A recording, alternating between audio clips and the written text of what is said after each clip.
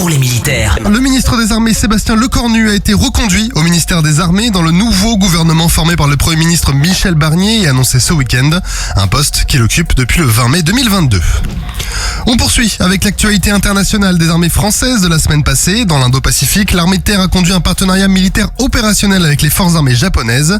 Pour la seconde édition de Brunei Takamori, l'armée de terre a engagé une cinquantaine de légionnaires du 2e régiment étranger d'infanterie dans un exercice qui servait à développer les liens des participants dans le cœur de métiers d'infanterie.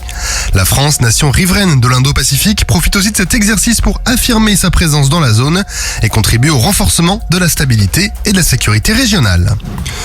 Au Proche et au Moyen-Orient, les armées françaises poursuivent leur travail pour assurer la stabilité régionale. En Méditerranée orientale, une frégate multimission y est déployée depuis le mois d'août. Après une récente escale à Limassol à Chypre, la frégate a participé à la 5e édition de l'exercice tactique quadripartite Eunomia 2024 qui a été mené au large de Chypre.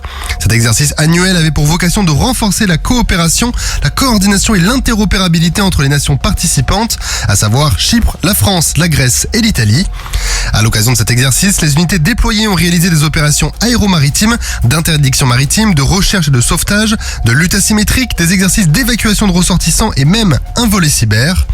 En parallèle, le bâtiment de soutien et d'assistance métropolitain Loire a repris sa patrouille en Méditerranée orientale et centrale après une escale à La Goulette en Tunisie, durant laquelle l'équipage a mené des activités de coopération avec la marine locale. Au Liban, en dehors des missions opérationnelles réalisées entre la FINUL et les forces locales, le général Daher, commandant le 5e régiment d'intervention des forces armées libanaises, et le colonel Morin, commandant la force commandeur réserve de la FINUL, ont inauguré une installation de panneaux solaires au poste de commandement du régiment libanais. La France a soutenu et mis en œuvre ce projet débuté en 2023 pour renforcer la capacité du 5e RI à conduire ses missions quotidiennes dans son secteur de responsabilité au sud Liban. Et au Levant, les rafales de la base aérienne projetée ont poursuivi leur participation au sein de la coalition pour lutter contre Daesh. La semaine passée, ils ont effectué 14 sorties aériennes pour un total de 63 heures de vol. Ces vols s'effectuent dans des domaines comme la défense et la surveillance de l'espace aérien, la prise d'alerte pour appui aérien ou les reconnaissances aériennes. Par ailleurs, les rafales de la base aérienne projetée ont réalisé une mission d'entraînement avec les forces irakiennes. L'exercice simulait dans l'espace aérien irakien l'opposition de 2 équipes constituées d'un pilote français et d'un contrôleur de défense aérien irakien.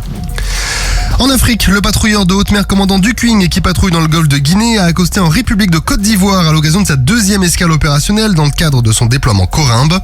Par la suite, le bâtiment de la Marine nationale a mené une patrouille commune avec le bâtiment ivoirien, le capitaine de frégate Sekengo. Durant cette période, le commandant Dukwing a mis à profit la présence d'un inspecteur des pêches ivoirien dont la connaissance de l'environnement a été déterminante pour cibler avec précision les trafics et la pêche illicite. Et plus au nord, au Sénégal, un entraînement conjoint dans le domaine du tir de précision a été organisé à Thiès entre les éléments français au Sénégal et le groupement des fusiliers de l'air des forces armées sénégalaises.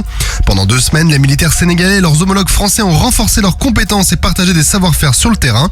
Cette mission, qui est inscrite dans le cadre d'un partenariat solide entre le Sénégal et la France, illustre aussi une nouvelle fois la coopération militaire active entre les 2 pays autour de la volonté commune d'assurer la sécurité en Afrique de l'Ouest. Sur terre, sur mer, comme dans les airs. Skyrock PLM, en équipe avec Uneo, la mutuelle des forces armées.